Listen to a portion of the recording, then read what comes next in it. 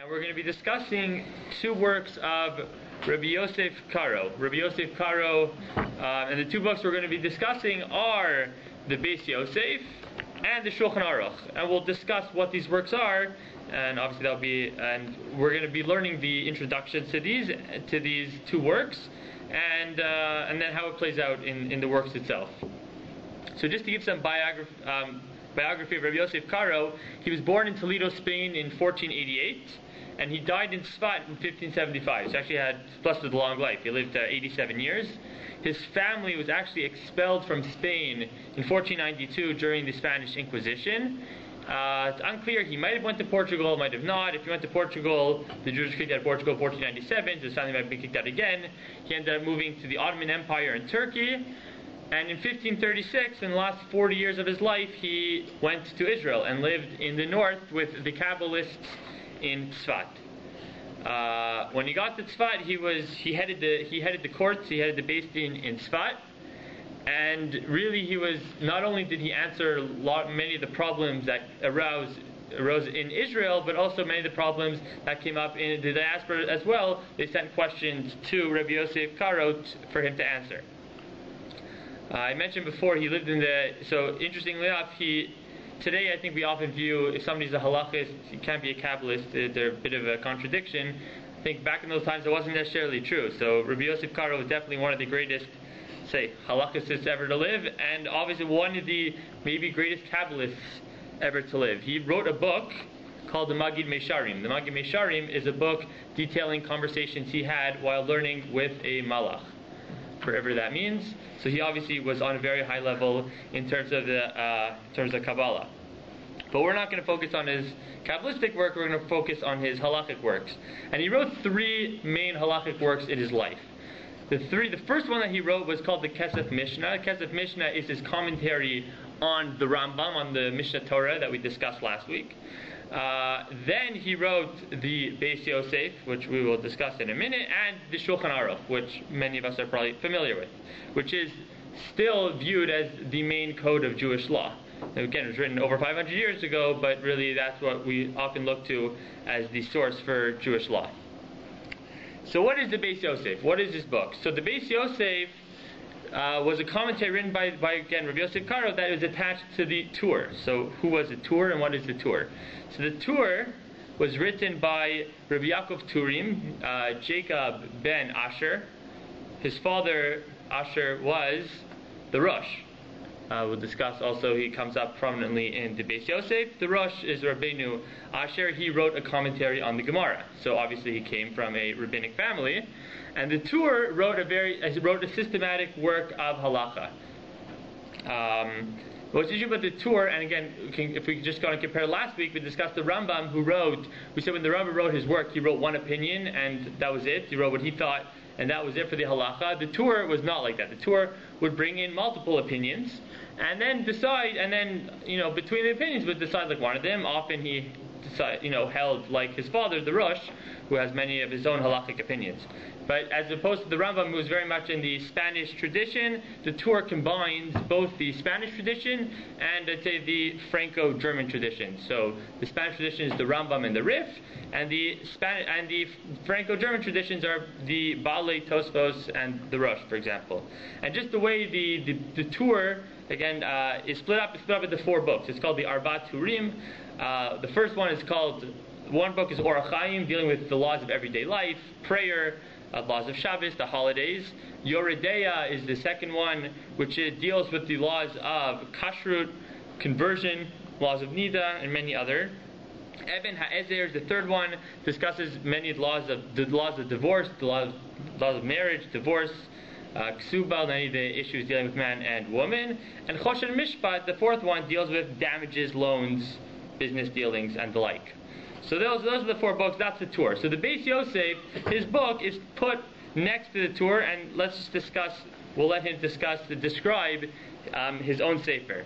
So very similar to the way, again, the Rambam began his introduction last week. So if we look in the first source, so I described it here as the status of Torah, really, of Torah study in his time. And just to look, you can follow along in the English, follow along in the Hebrew. I'll just read a bit in the Hebrew to begin. And he says, "Vayhi ki archu lanu hayamim." As the time again, this is the introduction that the Rav Yosef Karo writes to the Beis Yosef. "Vayhi ki archu lanu hayamim." As the days go on, hu raknu mikli al kli. The Jewish people have been poured out from utensil to utensil. Uvagola halachnu. We've been exiled. B'kama tsaros, tsururos, techufos, b'tsaros, zolazo ba'aleinu. And we encountered many difficulties. Ad shiniskayim banu bavnosenu ve'avda chachmas chachamav. And we've reached a point that is so bad. Through our sins, we've reached a point where, he's quoting a pasuk in Yeshayahu, that we have lost wisdom. Or even our elders, even our wise men have lost wisdom.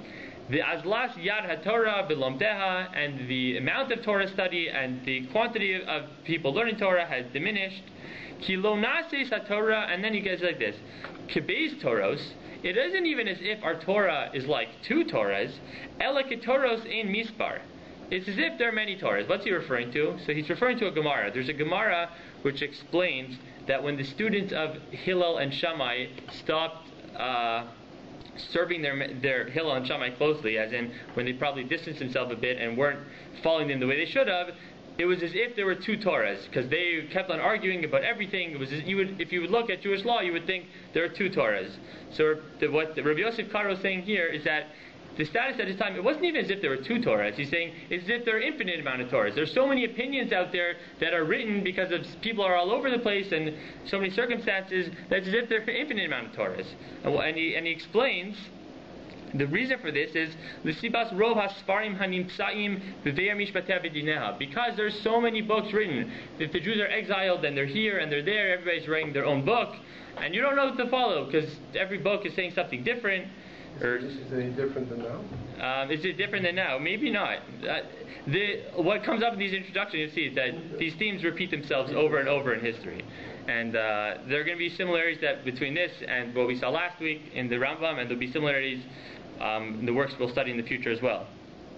And just to summarize what he continues, and he says, even though all these Sfarim are written, they're all written with good intention. Every rabbi wrote it because there were people who needed to learn halacha.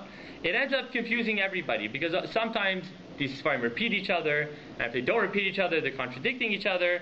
And sometimes somebody will quote an opinion which is based on a shitas yachid, which is based on one rabbi who had opinion, but everybody else argued with him, and they won't mention that everybody argued. And really, he said there are numerous opinions out there. And then he says, fine, so let's say you ignore all these Sfarim and you want to go back and learn the halacha. He says, what do you have to do? If you actually want to learn, you have to go back to the Gemara. And then you have to learn the Gemara and see what he says. And then after you learn the Gemara, you're going to have to learn the Rishonim. So you're going to have to learn, at that time, you're going to have to learn the Rif, and you're going to have to learn the Rambam, and you're going to have to learn the Rosh. And not everybody's capable of learning that. And he says, even before that, even if you're going to find the Gemara, how are you going to know where the Gemara is? Nowadays we have, if you go online, you can Google probably many things and find them. You have the Bar Ilan CD, you have so many ways of looking up sources, but back in their time you didn't have sources. And he says even the few people who wrote sources, so for example the Magid Mishnah, who's also a commentary on the Rambam's Mishnah Torah, so he often likes to quote the sources of the Rambam, but he says it's not always accurate, and he doesn't always quote the sources. So even if you want to learn all of halacha, you're not going to even know where to look. And he's saying that's only for one halacha. Now assume you want to learn everything. So if you want to look up everything, there's no way anybody's going to be capable of doing that.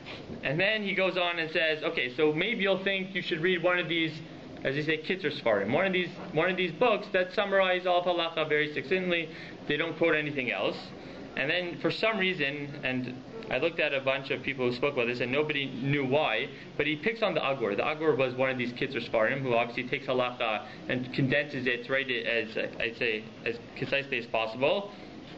And he said, what was it called? The Agur, the Sefer HaAgur. I actually don't know the author is. And he says, that's not a good work, you can't understand it. He really takes him to task for what he did.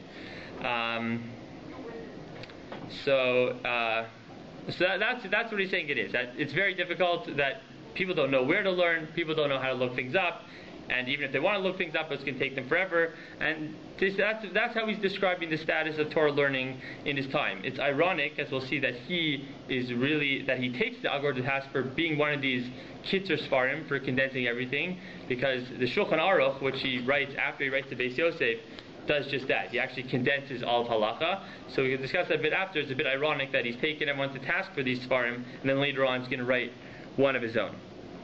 So that's the status what he's reached at his time.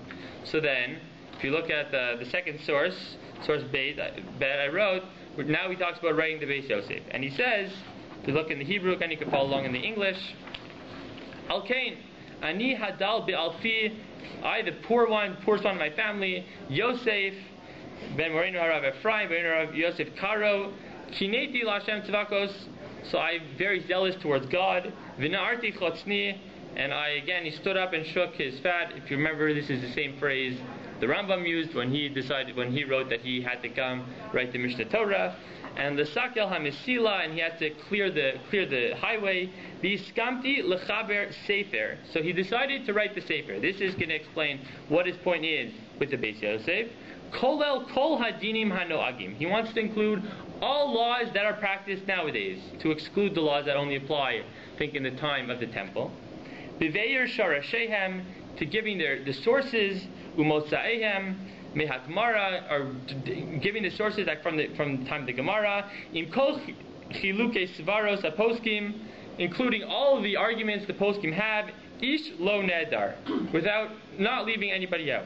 So he wants to write an encyclopedic work of Jewish law. He wants to write the source of every law, and then wants to write every opinion that exists on that law.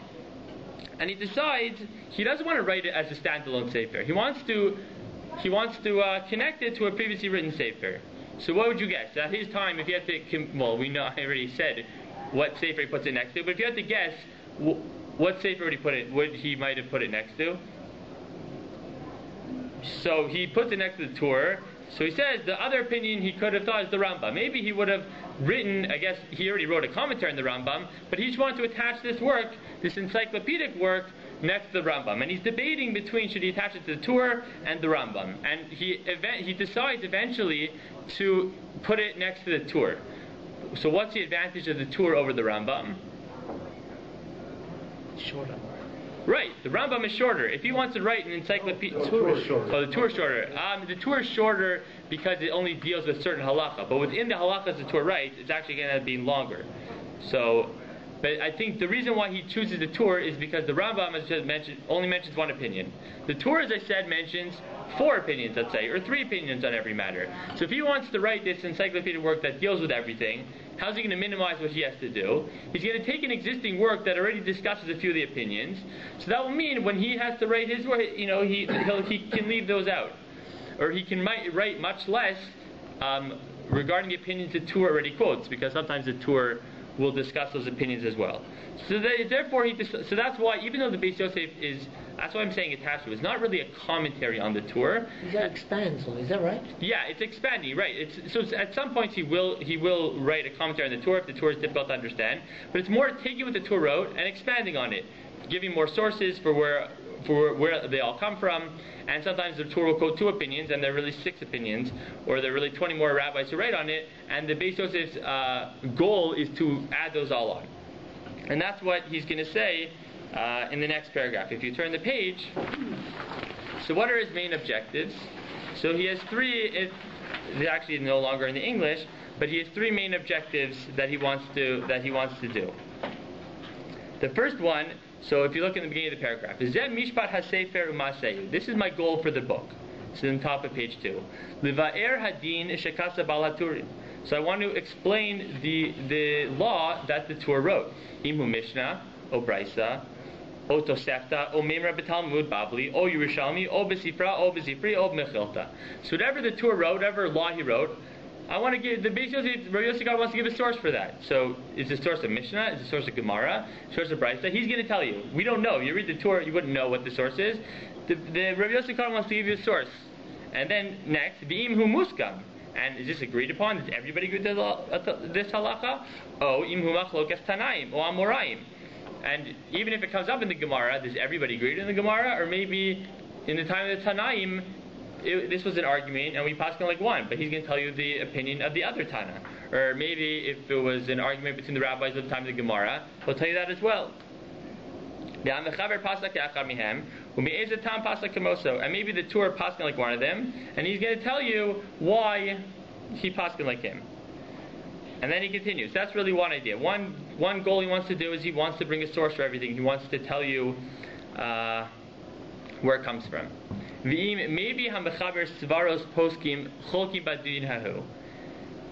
if the Torah brings opinions that actually argue with what he thinks the halacha is, so not only does the basis want to explain the halacha, he wants to explain the rejected opinions. Sharasheha, again, its roots, Talmud, and all their sources from the Talmud. And then he goes on, and let's say the Torah doesn't quote opinion at all. Sometimes he won't quote the Rif, or Svaras HaRambam, Usvaras Poskim Achirim. So what's he going to do? Yavi Svaras Poskim Hanishmati Mitamam. He's going to bring those. The base is going to bring those opinions in, and two, he's going to explain the roots of these opinions as well. And he explained, and then he goes on to explain that, especially the Rambam sometimes, and not only that, he wants to explain the opinions of a certain rabbi. Sometimes they're difficult to understand. Especially since the Rambam often is difficult to understand, so he already wrote a parish on the Rambam, so he's probably going to draw on that and bring that in. He wants to really, again, as I said, explain every opinion in the Gemara, explain every opinion in the Rishonim, the early commentaries on the Gemara as well. And then if you look in the second paragraph, if you want to just read a nice list, he says, if you read my book, yes, during Lefanav, you are going to be fluent in the following works. Divrei HaTalmud, the Gemara, in Pirush Rashi, Vetosos, Viran, Piskei Arif, Harosh, Mordechai, Rambam, Magos, Magi Mishnah, Rabbeinu Yerucham, Sefer Truma. He lists 30 books here. If you read my book, you're going to be fluent, you're going to know what all these 30 books write as well. And I was actually looking at the introductions in one of the newer editions of the tour, so they go into some commentary on the introduction to the BAYT Yosef, and they say this isn't even the whole list. Really, he quotes from many more than 30 books. He quotes from, some quote 60, 90. Pretty much he's saying, you don't have to read anything else. You read my book and you're good. You don't have to read anything else. You'll know. Like the Rambam. Rambam said the same thing. Yeah, but it's funny because the Rambam is saying only in terms of the strict halacha, meaning you don't have to read anything else because you read my book, you know what the halacha is, and that's good. The BAYT Yosef, Rav Yosef Karo is kind of saying the exact opposite. If you want to know everything that was ever said on any single topic, you should read my book. So you're right, they both say that, but they're coming from two different angles. So that's his main. That's his first main. One big chunk of what he wants to do with the BAYT Yosef. But going back to what we said earlier, if he wants to help the status of learning, one of the main issues he said is that there are so many opinions out there. So he seems to be just reinforcing that idea. He's also just going to be bringing 10 opinions on every matter. So how's he helping it? So that's what he's going to do in Source Gimel Psak Halacha. So he says, just to go on. Just to say one point that I didn't put on the source sheet, he just makes a disclaimer. And he says, if you're going to actually read the BAYT Yosef, sometimes I only quote 5, let's say, Rishonim on a certain halacha. He says, but don't think that I didn't actually read the other 25. I did, but they just all say the same thing as the first 5, so I'm not going to bring everyone. He's making it clear that he read through everything and you're good to go. So in the next, if you look in the source Gimel here, so he says, V'la bidati. So it came to my mind, Sha'achar kol hadvarim, after I bring down all these opinions, Efsok halacha, I'm going to give a halachic ruling. Ve'achriya ben asvaros, I'm going to decide between all the different opinions I'm going to bring. Kizehus tachlis, this is the main purpose. Again, going back to what I said earlier, Liyoslanu Torah achas, we should be one Torah as opposed to base Torahs or Torahs ein mispar. Shouldn't be infinite, it should be one Torah. Mishpar echad, one law. So he wants to, after he brings down all his opinions, he wants to give a halachic ruling. And how's he going to decide this halachic ruling? Anyone know what he decides? Best 2 out of 3. Best 2 out of 3. Who are the 3? Rambam, Rif, and Rush. The Rush. Rambam, Rif, and the Rush. Okay, so first he explains, before he gets to that, She'im banu lomar shenachriya din bein haposkim bitanos. So he says, if I think I actually wanted to decide the halakha by going through the opinions of every Rishon, and the proofs they bring from the Gemara. He says, what do I have to add? Hine atosvos v'chidushay Ramban v'harashba v'haran. All these previous Rishonim, Milayin Tanos, they're all full of different claims. V'rayos v'cholachas b'dias. They all bring claims and proofs for their own ideas. That's their work. They go through proving their idea, bringing a proof from this Gemara. He says, who am I? Who am I to bring myself into them and start adding more proofs and saying this one's right, this one's wrong?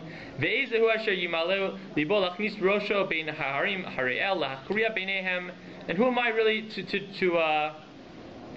to put myself in, to really get himself in the mix and start giving more ideas and more proofs and decide which one is right, which one is wrong?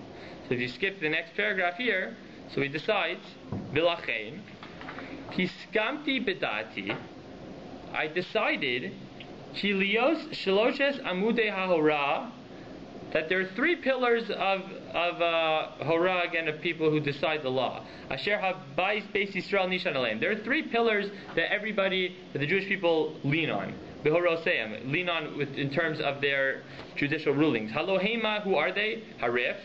Again, Rif, we said, was a commentary, lived in the 10th century on the Gemara. He took the halachic parts of the Gemara and wrote them out. The Rambam we spoke last week, author of the Mishnah Torah, where he codifies Jewish law, because, again, that which practice now, and that which only applies to the time of the temple. The Harosh, we said the Rosh, the father of the Tur, also is a commentary on the halakha. So he's going to take these three opinions. He's going to take these three rabbis. And Amarti al Libi, I told myself, look in the bold, in any time, any case where the two of them agree, we're going to follow the majority. We have these three rabbis. We're going to ignore everybody else who wrote. Two of the three of them say something. We're going to pass it like them.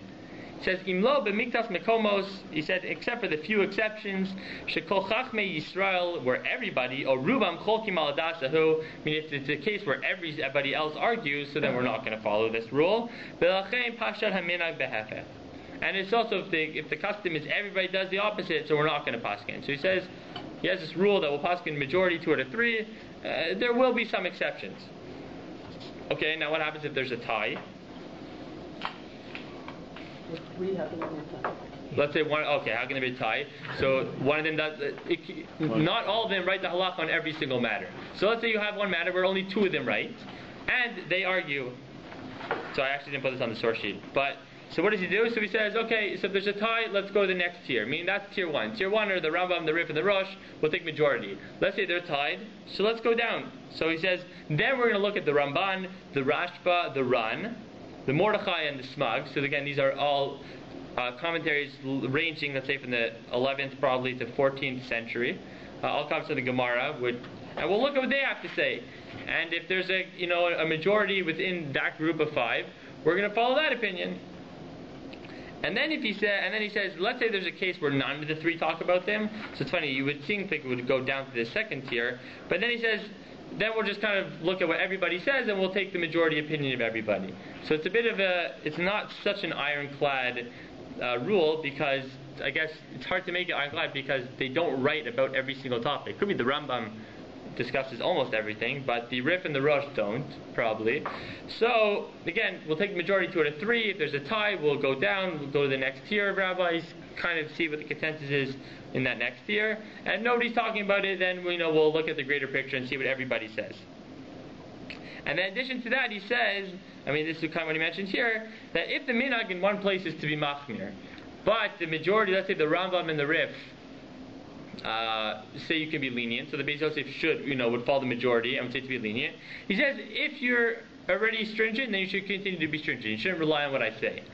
He doesn't say that if the minhag is to be lenient and he paskins to be machmir, that you shouldn't be machmir. So it's unclear what he would say in that case. But I'll leave that to everybody here to decide.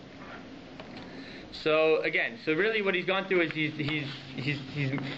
he's described what his goals are. His goals are to first write really an encyclopedic work, bring down all the opinions that relate to the Jewish law. After he brings all those down, again, he wants to solve this issue. He wants it to be clear that everybody follows one halacha, So he brings up Sakalacha, he brings down a ruling at the end, and again this ruling is pretty much based on the majority opinion of the Rambam, the Rif, and the Rosh. This is very disappointing. In terms of? Well, it seems so simplistic, just to do a count. So we're going to get to there in terms of the criticisms of the BAYT Yosef and some of the rabbis living in their time who were upset, and this is going to be, we'll see, one of the big critiques on him is, right, it seems A, simplistic, and B, were they, the three of them were the only great ones? There were no other great rabbis, meaning why are we ignoring everybody else? And these are going to be the criticisms of the BAYT Yosef. He does explain. He says, he doesn't feel like he has anything to add. I mean, he thinks there's so much that's already been said by all the other Rishonim who give all the proofs and bring all this. So I don't know, but you're right. It does seem a bit, in that sense, I could say disappointing. Yeah, I'd agree. Sorry. Okay, and then in the next section he goes on and describes why does he call his book the BAYT Yosef. So I'm not going to read it inside, I'll just explain it outside. And he gives two reasons why he calls his book the BAYT Yosef, the house of Yosef. Well, obviously his name is Yosef Karo, so he wants to put his name into it, but he says there's two reasons. He says, firstly, the same way Yosef HaTzadik in Mitzrayim gave food really to the whole world, his house really was what gave sustenance to the whole world. He says, so too this book should give sustenance to the whole world of learning Torah. He says, not only is it beneficial for the Chacham, for those who are wise, because they can just read this and then know everything pretty much, but he says even for the people who aren't as wise, they can at least look at the way he explains the Torah, or at least look at the way he gives them Sakalacha, and they too can benefit greatly from the book. And he also says, why is it called the house of Yosef? Because he says this book is his house Ba'olam Hazeh and Olam Haba. Assuming Olam Hazeh because he spent 20 years writing the book. I didn't mention that earlier. He wrote the book from 1522 to 1542, so he spent 20 years working on the book, and he started in Turkey and ended off in Israel, and that's where he completed it. And it's his house in the world to come, because he sees this as one of his great rewards, I'm assuming, that he will get in the world to come. So that is the description of his first work, the BAYT Yosef. But then the probably more well-known work that he wrote is the Shulchan Aruch. So in truth, the introduction to the Shulchan Aruch is very short, and pretty much what the Shulchan Aruch is the Shulchan Aruch condenses. It's funny again. He said that's what I mentioned earlier. He didn't like these books that condense everything, but that's exactly what Shulchan Aruch did. Shulchan Aruch takes the final word, what the halacha is, and writes it down, and that's it. So instead of bringing down on a certain halacha, and we're going to see this hopefully, I brought one example where we can see how it plays out. Instead of quoting the 5 opinions and the source in the Gemara and etc., he just quotes one line. The halacha is X, and that is Shulchan Aruch. And so he actually writes a very short introduction to the Shulchan Aruch, but you could just read part of it inside. And he says, Ra'isi ani belibi kitov dilkot shoshne sfiri amarav. Again, he wants to combine everything. B'derech tzara b'lashon tzach. Okay, we don't have last week's source, but the Rambam, I think, uses the exact same terminology. Again, the Rambam wants to condense and bring one opinion. That's exactly what the Shulchan Aruch wants to do as well. K'kol yafe v'nayim. What's the goal? L'man tiyeh Torah Hashem timima, in order that God's Torah will be shigura b'fi kol Yisrael, that everybody will be fluent in the Torah. Ki kasher yishalu tamid chacham dvar halacha. If you're going to ask a tamid chacham what the halacha is, lo yigam gem ba, he's not going to waver because he's not going to know it. El yomar, he's going to say la chochma achoti at. He's going to say, you're my sister, meaning, Kashem Shabar Lo Shachoso Asur Lo. The same way it's clear that it is forbidden for him to have relations with his sister. Kach Baror Lo Kol Din Sheisha Alav Halach L'Maseh. It will be as clear as obvious it is that he can have relations with his sister. That'll be how obvious it is, all the halachos, because he's going to be so easy to study. Yosef Shagor B'Fiv Sefer Zeh Habanu L'Talpios. And then he continues in the second last line in this first paragraph. And what's he want to do? L'chalko l'chalakim shloshim. You should split the book into 30 sections. L'yomod bo b'chol yom chelek. And every day you learn a portion. You split the whole Shulchan Aruch into 30 portions. Every day you learn one portion. Every month you're reviewing all of Jewish law. You take his book, which covers all of Jewish law as practiced nowadays, split it into 30. Every day you study 1/30th. After every month you're reviewing all of Jewish law, and you're going to know everything. It'll be the easiest way that just everything will be on the tip of your tongue. It's like Daf Yomi. Dead easy. Yes, but much quicker. Right. So yes. I think he is justified in writing an abbreviated version of the halacha, because if anyone wants to know the source of anything, you can go back to the reference. So let's get to that point. That's a good point. So what is the relationship between the BAYT Yosef and the Shulchan Aruch? I feel like in yeshiva, whenever you hear about the Shulchan Aruch, you say you can't learn Shulchan Aruch without knowing the BAYT Yosef. You have to look at the BAYT Yosef, see how he explains all the opinions, and then when you read the Shulchan Aruch, the one-liner, you understand where he's coming from. But interestingly, the Shulchan Aruch does not make any mention of, in his Akdama, say the Shulchan Aruch, it doesn't say, you should look at the BAYT Yosef, read that first, and then read this. So it's unclear. I mean, you could say you're right. His intentions all along could have been, I already did that part. Now, I already did part A. I brought you all the sources. Now I just want to write a very condensed version. So it's very possible. He doesn't make any explicit mention of what the relationship between the two of them should be. I read an article by Professor Rabbi Isidore Tversky. So he was a big scholar in Harvard. He was Rav Soloveitchik's son-in-law, actually. So he wrote an article on the Shulchan Aruch, and he said that the Shulchan Aruch is actually a great, I'd say, paradigm in terms of stressing the tensions that existed between these, let's say, between these codes, the Shulchan Aruch, the condensed versions, and the encyclopedic works. That he says that if you look at Jewish history, they write these big books, and it's too long, and they write the shorter ones, and that's not enough, and they write the bigger ones. So he says really the Shulchan Aruch shows that tension because he himself starts off writing, he writes both himself. So again, it's unclear what the relationship is, but it's very well possible that he meant the two to go together. It's curious that he would suggest that if you want to learn its entirety, you divide it by 30, like you do it in 30 days. That's without reference to the 4 divisions, because 30 is not divisible by 4. Yeah.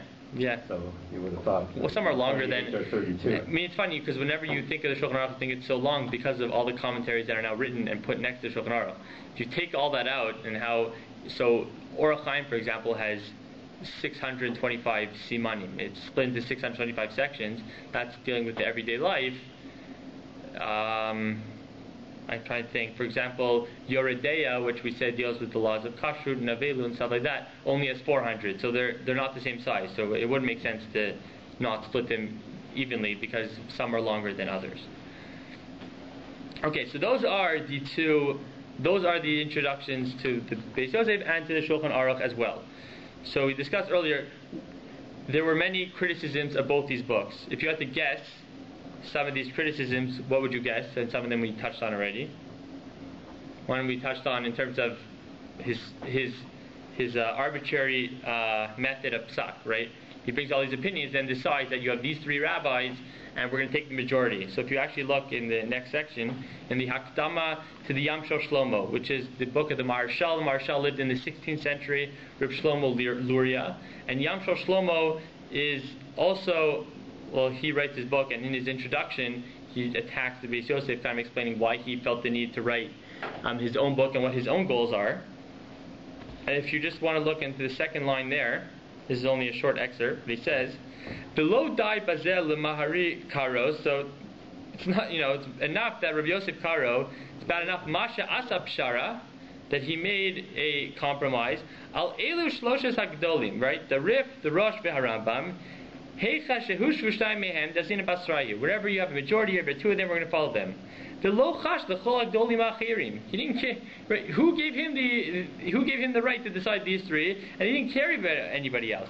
Ki'ilu misura hakabala biyado mimos askenim. As if somehow the misura, the tradition, went straight to him, kind of ignoring everybody else. Right? How about all the other 25 Rishonim that he quotes?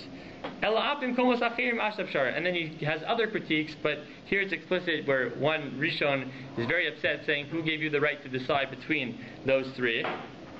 Another critique in terms of his arbitrary method of psak is written by the Levush. Levush is Mordechai Jaffe, also lived in the 16th century, also wrote a code at his time, not so. It was studied a lot in the 16th century, not so much in our time. And he says what he's upset with his psak is that if you take the Rambam, the Rif, and the Rosh, we mentioned last week who's the Rambam often follow? The Rif. The Rif. So the Rambam and the Rif often are going to agree, and they are both from the Spanish tradition.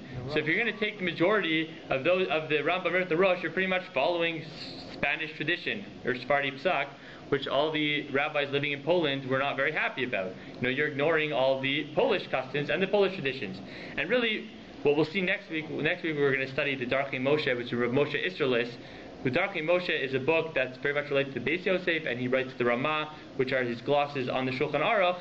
So he will, in his introduction, he has a serious critique of the Shulchan Aruch. So we'll be able to discuss that next week.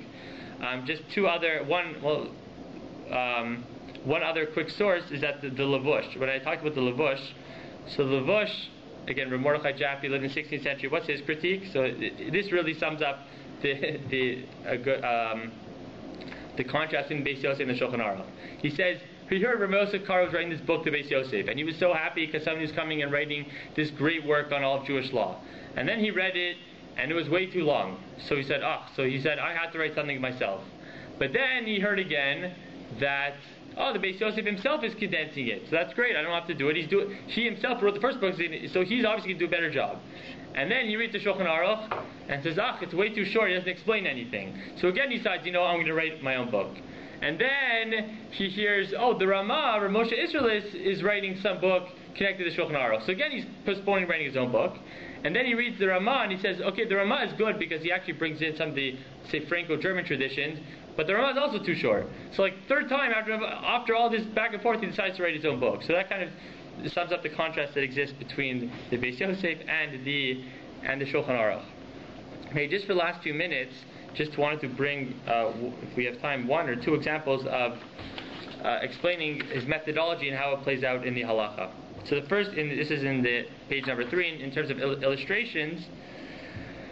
So the first, I want to illustrate first why he put his book next to the Torah, let's say, as opposed to the Rambam. So this is discussing covering the challah on Friday night. We cover the challah before we eat. So where's the source for this? Where does all this come from?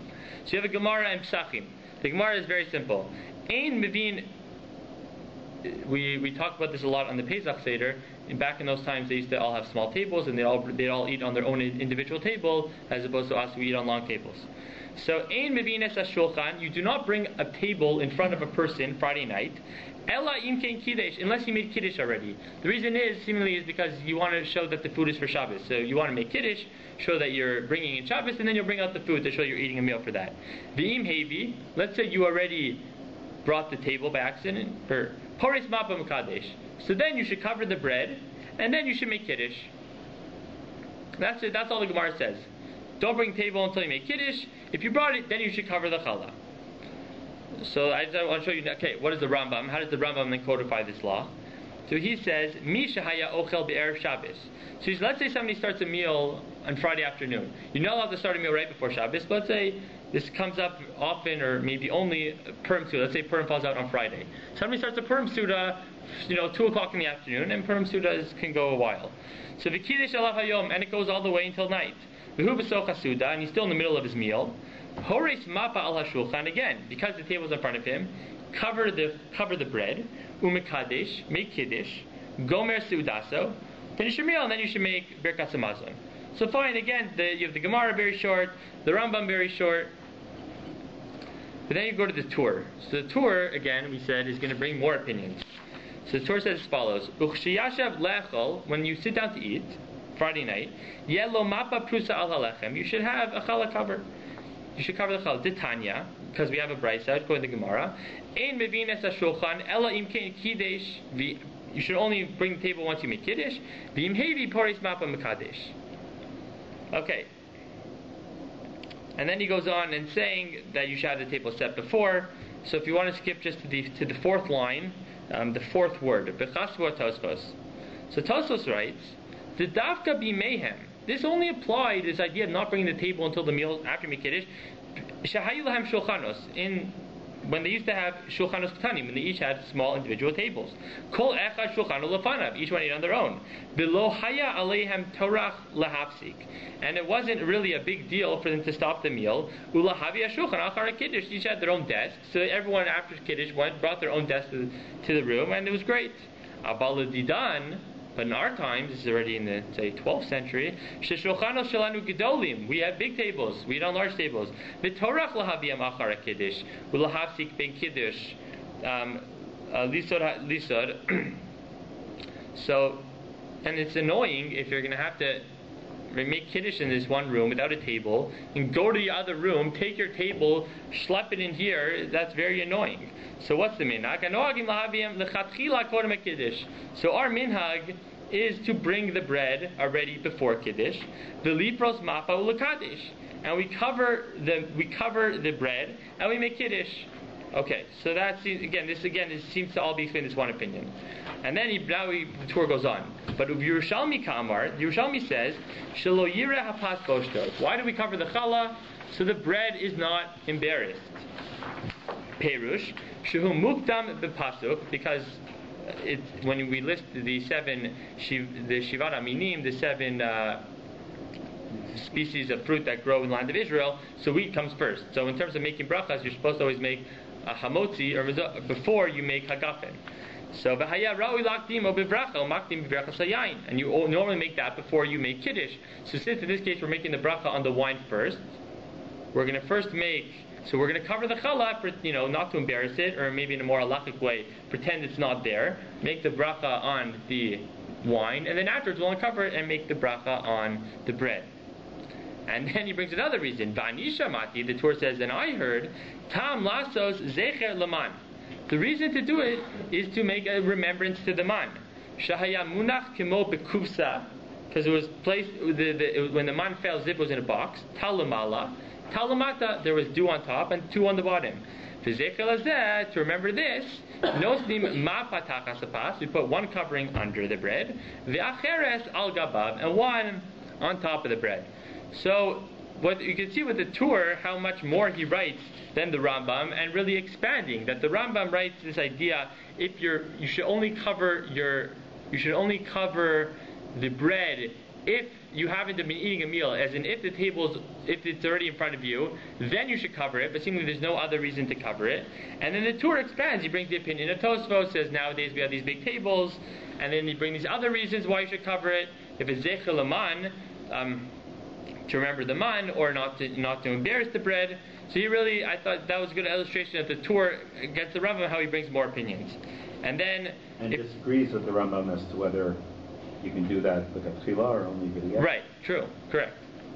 Thank you. Then if you look in the BAYT Yosef, there's actually not really much to look at. This is what I was trying to highlight. He doesn't add anything of his own. If you look at the bold are his quotations of the tour.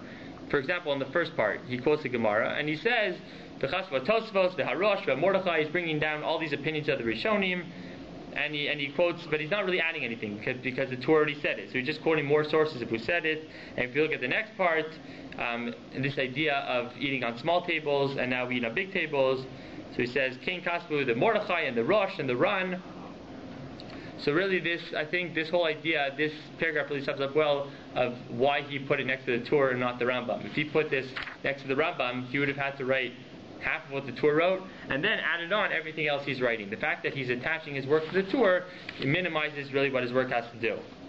Then if you look at source Hey, the contrast between BAYT Yosef and the Shulchan Aruch, how does Shulchan Aruch codify this law? Sarich shetehei mapa al hashulchan, tachas apas, umapa acheres prus al gabav. That you have to have one covering under the bread, and one covering over the bread. That's it. If you open up the Shulchan Aruch, that's all you're going to see. What's the source? Where does it come from? You don't have any idea. So that really just is a good contrast, again, showing up where the BAYT Yosef, how it contrasts the Shulchan Aruch, and why, for example, the Levush, when he heard that the Shulchan Aruch was condensing, and he looks at this, and he looks at this one sentence, he'll say, that doesn't tell me any meaning. It tells me what to do, but he has no idea how that's coming up and why he's doing that. So I just thought this was one good example of the different Sfarim and how this all plays out. And just to look at the at the source number 2, just to highlight one other point, we won't read it inside. If you want to do it yourself, more than welcome. If you're having a zimun, 3 people eat together, you want to join together to bench. If you have 2 people who are over bar mitzvah, can you have a third person who is a katan, a child under the bar mitzvah, join you? So the Rif and the Rambam both say yes. If he's 7 or 8 or 9 or whatever, if he's under bar mitzvah and he understands what benching is all about, he can join, and you can make a zimun with 2 adults and a child. The Rosh argues, the Rosh says no, you have to really be bar mitzvah. You can't have somebody who's not bar mitzvah join in the zimun. And just to look at source Dalet right at the end. So what is Shulchan Aruch, right? So Shulchan Aruch, who does he paskin like in the majority? Rambam and Rif agree. Rambam and Rif agree that it can be a katan can join. So katan shigia laonas ha'pa'utos, a child who has reached the stage where he talks about it's a stage where he's already somewhat capable in terms of business dealing. So he knows it shows that he has some sort of wisdom. He's not just a child who doesn't know anything. He understands who's benching. He can join a zimun to make it 3, to make it 10. And then if you look at the Ramah, and this is something we can discuss next week, what the Yesh Omrim, the Ein Mitzarfin Oso Klal, that no, if there's a child, he cannot join. Until he's 13 years old, because when he's 13, we assume he's a gadol. And if you look in the brackets, what's the source he quotes? He's quoting the Rosh. So again, the Rosh in this case very much can be, in terms of the Franco-German tradition, something that the Ramah might be more willing to accept. So this is just one example of where the Shulchan Aruch paskins like 2 out of 3. There's a Rambam Rif and the Rosh. So really that's just to sum up what we've done. We looked at the introductions, both BAYT Yosef and the Shulchan Aruch. BAYT Yosef, again, this encyclopedic work trying to discuss everything related to Jewish law. Shulchan Aruch only discussing the meat of the law and nothing else. And we saw how that we looked at some of the criticisms, talked about some of the criticisms that were laid upon these Sfarim, and then just tried to illustrate it at the end with looking at 2 examples of how his methodology plays out in his work itself. All right, have a good week.